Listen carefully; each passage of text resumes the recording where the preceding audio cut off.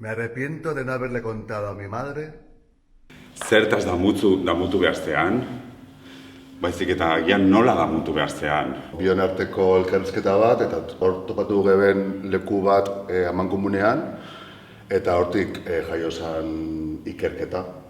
Eta egontzan aukera leku desbeinetara eruateko proiektua, eta azkenean hartu zuzkuen eszenan horten. Eta horrek emuzuzkun aukera Galiziko koreografa bategaz lan egiteko, eta hau izan zen Paula Quintas. Ez gara dantzariak, baina dantza munduan egiten dugu lan.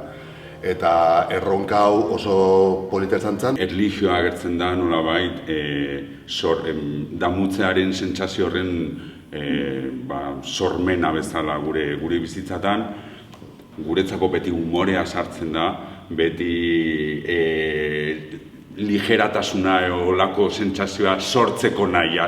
Bidaia handi bat da, obra hau. Eta bidaia redentzioa da. Genean guk gora duguna esan da, zu damutzea zertaz, baina egin behar duzuna da lanketa bat, eta lanketa horretan, azkenean helburua da zama edo karga hori kentzea, ez?